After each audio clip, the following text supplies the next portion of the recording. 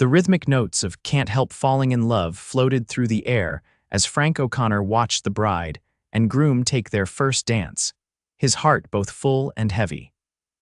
At 34, he hadn't expected to be a single father attending his cousin's wedding alone, his 7-year-old daughter Lucy spinning in circles nearby in her purple dress, oblivious to the melancholy in her father's eyes. "Daddy, can we dance too?" Lucy asked, bouncing up to him with a gap-toothed smile that always melted his heart. Frank ruffled her hair gently. "In a bit, pumpkin. Let's let the happy couple have their moment first." 3 years had passed since Elaine had walked out, leaving him with a mountain of bills, a 4-year-old daughter, and a broken heart. His construction job barely covered the rent on their modest 2-bedroom apartment, let alone the dance classes Lucy loved or the college fund he desperately wanted to build for her. "You look like you could use this," said a voice to his left. Frank turned to find his cousin Mike offering him a beer. "Thanks," Frank said, accepting the cold bottle gratefully. "Beautiful ceremony." "Yeah, we lucked out with the weather." Mike clinked his bottle against Frank's. "How's the job search going? Any luck with those contractor applications?" Frank shook his head. "Nothing yet, but I'm not giving up." He forced a smile, not wanting to dampen the festive mood with his troubles. "The right opportunity will come along," Mike assured him, though they both knew the construction industry had been tough lately. As the song ended, other couples began joining the bride and groom on the dance floor. Lucy tugged at Frank's hand again. "Now, Daddy, please?" "All right, Princess," he laughed, setting down his beer. "Let's show them how it's done." Frank led Lucy onto the dance floor, lifting her to stand on his shoes as they had done countless times in their living room. She giggled as he twirled her around, momentarily forgetting the stack of past due notices waiting at home and the overtime shifts he'd need to take next week. As they danced, Frank noticed a woman watching them from the edge of the dance floor. She stood alone, elegant in a simple emerald dress that complemented her auburn hair. Their eyes met briefly before she looked away, a small smile playing at her lips. "Who's that lady, Daddy?" Lucy asked, following his gaze.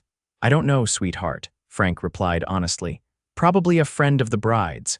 When the song ended, Lucy spotted the chocolate fountain and immediately lost interest in dancing.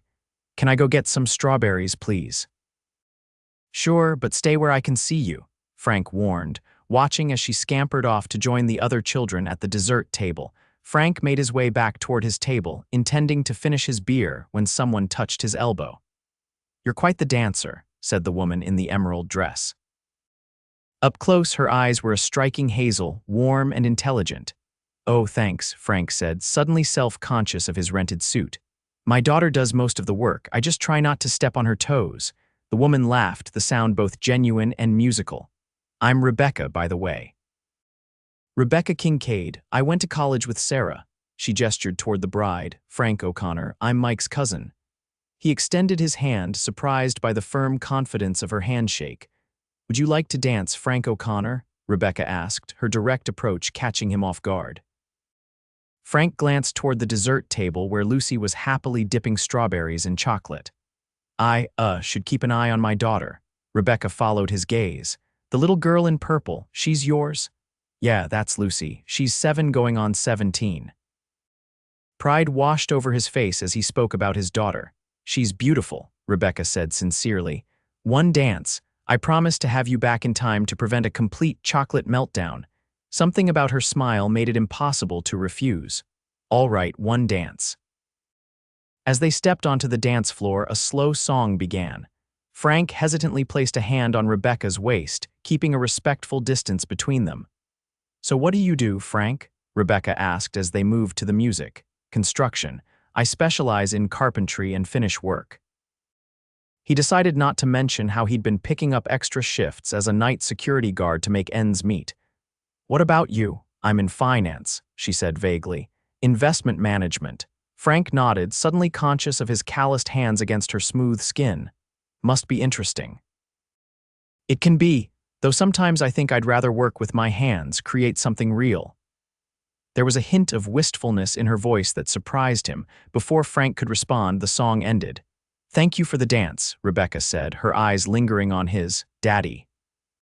Lucy called, running up to them with chocolate smeared across her cheek. "Who's your friend?" Frank smiled. "This is Rebecca. She's a friend of the bride's." Rebecca crouched down to Lucy's level. "I love your dress. Purple is my favorite color too," Lucy beamed. "Daddy let me pick it out. He said I could wear whatever made me happy." "Your dad sounds pretty smart," Rebecca said, glancing up at Frank with something like approval in her eyes. "The smartest," Lucy agreed solemnly. "He can fix anything." Frank felt his ears redden. "Not anything, Lucy Goose. He fixed Mrs. Peterson's porch steps and my bike and the leaky sink," and Lucy continued enthusiastically. "I think Rebecca gets the idea, sweetheart," Frank interrupted gently. Rebecca stood up, amusement dancing in her eyes. "Sounds impressive to me. Daddy, can we go dance again?" Lucy asked, already beginning to sway to the music. "Of course, Pumpkin," Frank said, then turned to Rebecca. "It was nice meeting you." "You too, Frank." She hesitated, then added, "Maybe we'll bump into each other again before the night's over." As Frank led Lucy back to the dance floor, he couldn't help glancing back at Rebecca, who still watched them with that same enigmatic smile. The evening progressed in a blur of cake, toasts, and more dancing. Frank saw Rebecca occasionally across the room, always surrounded by people who seemed eager for her attention. He tried not to stare, telling himself that a woman like her, polished, sophisticated, probably highly educated, wouldn't have any real interest in a single dad struggling to make rent. As the reception began winding down, Lucy's energy finally flagged. She curled up in a chair, fighting to keep her eyes open. "I think it's time we headed home, kiddo," Frank said softly. "But I'm not tired," Lucy protested through a yawn. Frank laughed. "Of course not. You're just resting your eyes, right?" He gathered their things and lifted Lucy into his arms, her head immediately dropping to his shoulder. Frank was saying his goodbyes to Mike and Sarah when he felt a tap on his shoulder. It was Rebecca, holding out a business card. "It was wonderful meeting you both, Frank. If you ever need, well, anything." She slipped the card into his jacket pocket, then gently touched Lucy's hair. "Goodbye, Lucy. Sweet dreams." Before Frank could respond, she disappeared into the crowd. He shifted Lucy in his arms and headed for the exit, the business card seeming to burn a hole in his pocket. The next morning, Frank found Rebecca's card while emptying his pockets. It was simple and elegant. Rebecca Kincaid, Kincaid Investments. Below that was a phone number and email address, but no title or description of her role. He turned it over in his hands, remembering her smile and the way she'd spoken to Lucy with genuine interest, not the condescending tone many adults used with children. "What's that, Daddy?" Lucy asked, padding into the kitchen in her pajamas. Frank quickly set the card aside. "Just something from the wedding." He placed a bowl of cereal in front of her. "Eat up, kiddo. We've got grocery shopping and laundry to do today." The card remained on the counter as they went about their Sunday routine. Frank kept glancing at it while folding laundry, sorting bills, and helping Lucy with her homework. By evening, he'd convinced himself that calling her would be ridiculous. What would he even say? "Hey, remember me, the broke single dad you danced with once?" But after putting Lucy to bed, Frank found himself staring at the card again. Maybe it was the loneliness, or maybe it was the memory of how easy conversation had flowed between them, but he picked up his phone and dialed her number before he could talk himself out of it. "Rebecca Kincaid," she answered on the third ring, her voice professional but warm. Hi. This is Frank O'Connor from the wedding. I hope it's not too late to call." There was a pause, and Frank was about to apologize and hang up when she spoke again. "Frank, I'm glad you called. Not too late at all." Relief washed over him. "I just wanted to say thank you for the dance and for being so kind to Lucy. She's a wonderful girl. You're doing a great job with her." Frank found himself smiling. "I try my best. It's not always easy, but she's worth every second. Would the two of you like to get ice cream sometime this week? I know a place with the best chocolate chip cookie dough." Rebecca sounded almost nervous, which surprised him. Frank hesitated. "That's very kind, but I wouldn't want to impose on your time." "You wouldn't be," she said quickly. "I'd really like to see you both again." Frank thought about his tight budget, but decided one ice cream outing wouldn't break the bank. "We'd like that too. Lucy has dance class Tuesday evening, but Wednesday could work." "Wednesday it is. 6 o'clock. I can text you the address." They finalized the details, and Frank hung up feeling a mixture of excitement and apprehension. It wasn't a date she'd specifically invited Lucy to, but it had been so long since he'd connected with anyone that the prospect of adult conversation beyond work was appealing. Wednesday arrived, and Frank found himself unusually nervous as he and Lucy approached the ice cream parlor. It was a charming place called Sweet Scoops, with a vintage soda fountain and colorful booths. Rebecca was already waiting outside, dressed casually in jeans and a blue blouse that made her hair seem even more vibrant. She waved when she spotted them. "You came," she said, her smile lighting up her face. "We promised, didn't we?" Frank replied, suddenly aware of his worn jeans and the small hole in his t-shirt he'd missed when getting dressed. Lucy stepped forward. "Do they really have cookie dough ice cream? That's my favorite," Rebecca laughed. "They do, and it's my favorite too. Great minds think alike." Inside, they ordered cookie dough for Lucy and Rebecca, butter pecan for Frank, and settled into a booth. Lucy immediately launched into a detailed account of her dance class and her upcoming school science fair. "I'm making a volcano that really explodes," she explained between bites of ice cream. "Daddy's helping me build it." "That sounds amazing," Rebecca said. "I once made a volcano for my science fair too, but I put in too much baking soda and it erupted all over my teacher." Lucy giggled. "Did you get in trouble?" Surprisingly, no. She gave me an A for explosive enthusiasm. Rebecca winked at Frank. "What about you, Frank? Were you into science as a kid?" Frank shook his head. "I was more interested in building things. My grandfather was a carpenter and I used to spend hours in his workshop." "Is that why you went into construction?" Rebecca asked. "Partly. I always loved working with my hands, creating something from nothing." Frank watched as Lucy attacked her ice cream with enthusiasm, chocolate smeared across her chin. "I actually studied architecture for 2 years at community college, but had to drop out when money got tight." He hadn't meant to share that part, and he quickly changed the subject. "What about you? How did you get into finance?" Rebecca hesitated. "Family business, you could say. My father expected me to follow in his footsteps." There was something in her tone that suggested it wasn't that simple, but before Frank could inquire further, Lucy interrupted. "Can we go to the park after this? There's one just down the street. I saw it when we were walking here." Frank checked his watch. "It's getting close to bedtime, Lucy." "Please, Daddy, just for a little while," Lucy pleaded, employing her most effective puppy dog eyes. Frank looked to Rebecca. "Would you mind? I understand if you need to get going." "I'd love to," Rebecca said. "I have nowhere else to be." The park was small but well-maintained, with swings, a slide, and a climbing structure. Lucy raced ahead while Frank and Rebecca followed at a more leisurely pace. "She has a lot of energy," Rebecca observed. "Always has, even as a baby. Her mother used to say she came out running." Frank's smile faltered slightly at the mention of Elaine. Rebecca seemed to notice. "Are you and Lucy's mother?" "Divorced, 3 years now. She decided family life wasn't for her after all." Frank kept his tone neutral, aware of Lucy nearby. "She lives in California now. Calls on birthdays and Christmas." Rebecca nodded, understanding in her eyes. "That must be difficult for both of you." "It was harder at first. Lucy still asks about her sometimes, but less frequently now." Frank watched as his daughter climbed confidently to the top of the jungle gym. "Kids are resilient, though, more than we give them credit for." They sat on a bench watching Lucy play. The evening was pleasantly warm, the park bathed in golden light as the sun began to set. "What about you?" Frank asked after a comfortable silence. "Ever been married?" Rebecca shook her head. "No, my career always came first, at least that's what I told myself." She twisted a ring on her right hand, not a wedding band, but an elegant sapphire. "The truth is, I've never found someone who wanted me for me, not for other things." There was a vulnerability in her admission that touched Frank. "That's their loss," he said simply. Rebecca met his eyes, and for a moment, something unspoken passed between them. Then Lucy called from the swings, "Daddy, push me," and the moment was gone.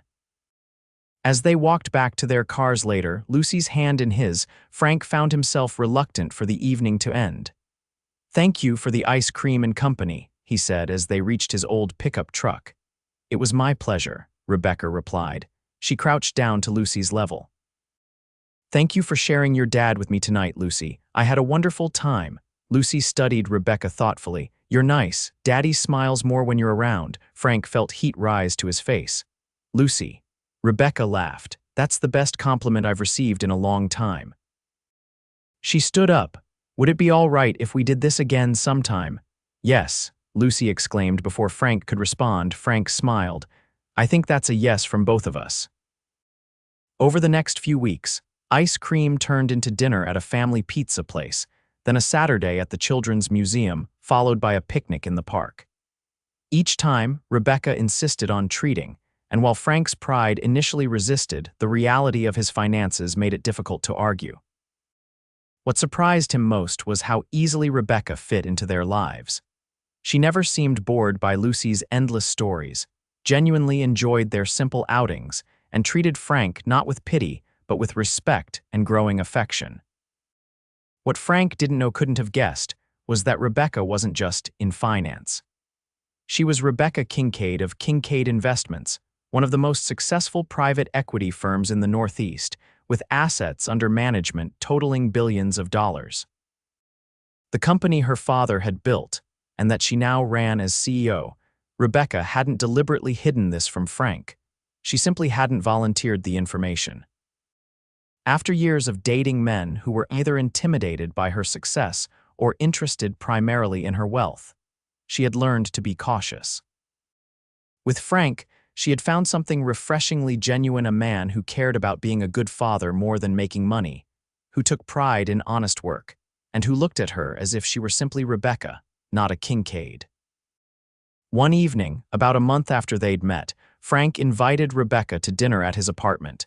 It was the first time she'd been to his home, and he spent the entire day cleaning and preparing with Lucy as his enthusiastic helper. Should we make spaghetti or chicken? He asked Lucy as they stood in the grocery store, carefully calculating costs in his head. Spaghetti, with lots of meatballs, Lucy declared. Frank smiled. Spaghetti it is. The apartment wasn't much: a small two-bedroom in an aging building with mismatched furniture and walls that needed fresh paint, but Frank had done his best to make it homey. Lucy's artwork decorated the refrigerator, family photos lined the hallway, and the living room was arranged to maximize the limited space. When Rebecca arrived at 6, bearing a homemade apple pie and a small gift for Lucy, Frank felt a momentary pang of embarrassment about his humble home. But Rebecca's warm smile as she stepped inside erased his concerns. Something smells amazing, she said, handing him the pie. Daddy makes the best meatballs in the whole world, Lucy informed her solemnly. Is that so? I can't wait to try them, Rebecca replied, equally serious. Lucy tugged at Rebecca's hand. Want to see my room? I cleaned it all by myself. I'd love to, Rebecca said, allowing herself to be led down the short hallway. Frank took the opportunity to put the finishing touches on dinner, setting the small table with their everyday plates and the good napkins he usually saved for holidays. He could hear Lucy chattering away and Rebecca's gentle responses, and felt a contentment he hadn't experienced in years. Dinner was simple but delicious, and conversation flowed easily.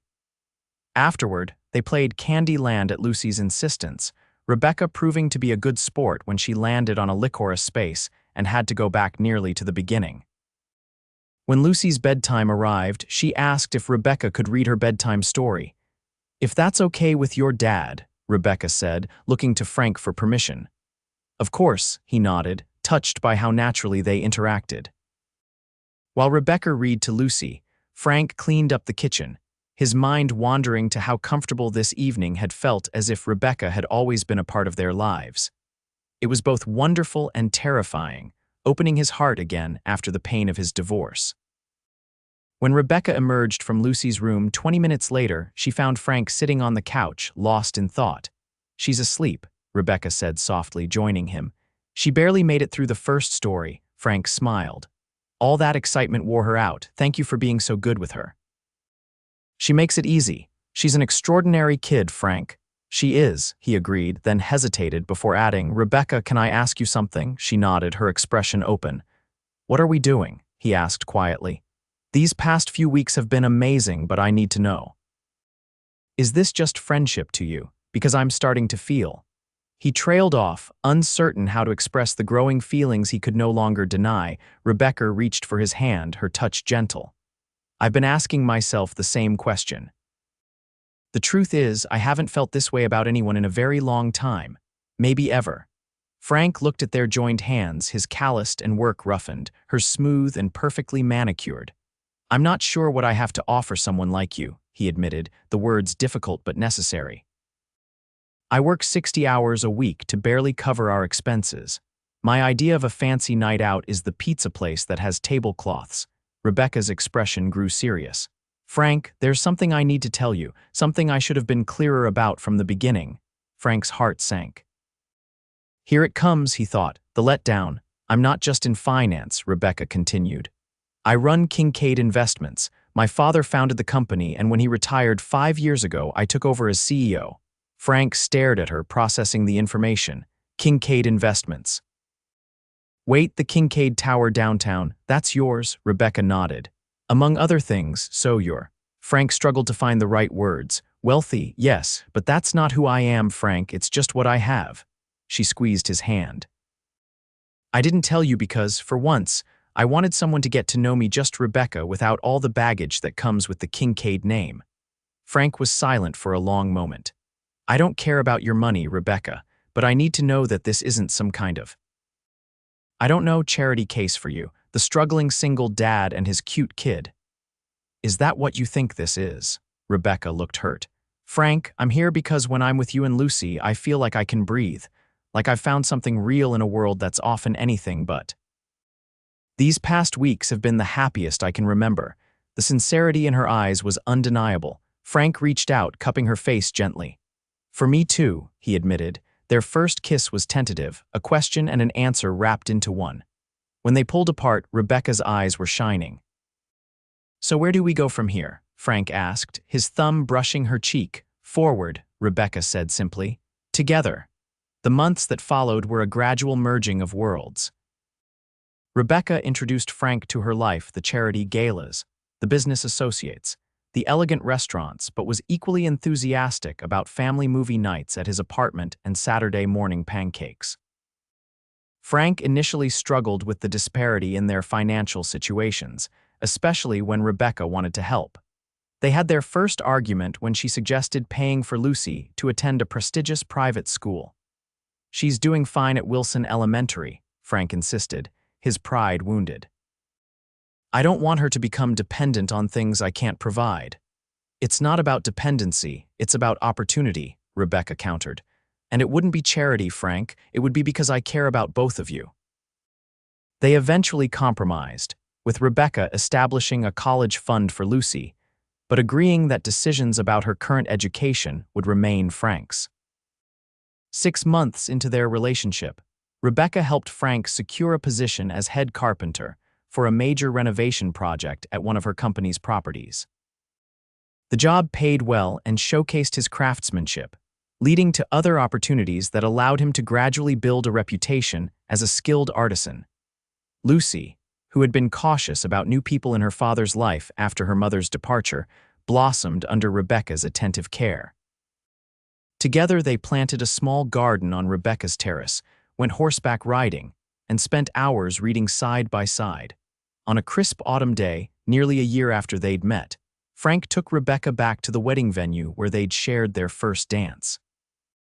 He'd arranged with the owner to allow them access to the garden, now ablaze with fall colors. Why are we here? Rebecca asked, puzzled but smiling as Frank led her to the spot where the dance floor had been. I wanted to bring you back to where it all began, Frank said, suddenly nervous despite all their planning. When I came to this wedding, I was just trying to get through each day to be enough for Lucy. I never expected to meet someone who would change everything. Rebecca's eyes widened as Frank dropped to one knee, pulling a small velvet box from his pocket. Rebecca Kincaid, you danced with me when I was just a struggling dad in a rented suit. You loved my daughter as if she were your own. You really saw me when I felt invisible to the world. Frank opened the box, revealing a simple but elegant diamond ring. I don't have billions to offer you, but I have my heart, my hands, and my promise to love you every day for the rest of our lives. Will you marry me? Tears spilled down Rebecca's cheeks as she nodded. Yes, she whispered. 1,000 times yes. As Frank slipped the ring onto her finger, one he had saved for months to purchase, refusing Rebecca's offers to help with his struggling finances, a familiar small voice called out, "Did she say yes, Daddy?" They turned to see Lucy running toward them, a basket of flower petals in her hands. "She did, Pumpkin," Frank confirmed, lifting Lucy into his arms as he stood. "Then we can be a real family," Lucy exclaimed, dumping the flower petals over both their heads. Rebecca laughed, brushing petals from her hair. "We already are, Lucy, we already are." Their wedding, 6 months later, was a blend of their two worlds, elegant but unpretentious, held in the garden of Rebecca's countryside home with Lucy as the flower girl and only 50 close friends and family in attendance. During the reception, Frank and Rebecca shared their first dance as husband and wife to "Can't Help Falling in Love," the same song that had been playing when they first noticed each other. "Did you ever imagine, when you asked me to dance at that wedding, that we'd end up here?" Frank asked, holding her close. Rebecca shook her head. "I was just a woman tired of false connections, hoping to find something real. I never dreamed I'd find everything." As the song ended, Lucy rushed over, purple dress swirling around her legs. "My turn to dance with both of you." Frank lifted her up, and the three of them swayed together under twinkling lights, a family formed not by obligation or circumstance, but by choice and love. 2 years later, they welcomed a son they named Michael, completing their family. Rebecca continued to run Kincaid Investments, but worked fewer hours, prioritizing family dinners and weekend adventures. Frank established his own custom furniture business, his pieces becoming sought after for their craftsmanship and artistry. They chose to live primarily in the countryside home, which Frank gradually renovated with his own hands, preserving its character while making it truly theirs. Lucy grew into a confident teenager with her father's creative talents and Rebecca's sharp mind, equally at home building a bookshelf with Frank or discussing investment strategies with Rebecca. On their 5th anniversary, as they sat on the porch swing watching Lucy teach little Michael how to catch fireflies in the twilight, Frank turned to Rebecca. "Any regrets?" he asked, only half joking. "Trading board meetings for bedtime stories and galas for family game nights." Rebecca leaned her head against his shoulder, watching the children's laughter illuminate the gathering dusk. "Not one," she said softly. "I spent years chasing success, never realizing what I really wanted was this: a hand to hold, children to love, a place to belong." She looked up at him, the same warmth in her eyes that had drawn him to her that first night. "Thank you for dancing with me, Frank O'Connor." Frank smiled, pulling her closer. "Best decision I ever made." As night fell gently around their home, the four of them gathered on a blanket on the lawn, pointing out constellations and making wishes on falling stars, a millionaire who had found true love, a once struggling father who had found security, and 2 children who had found the family they all deserved.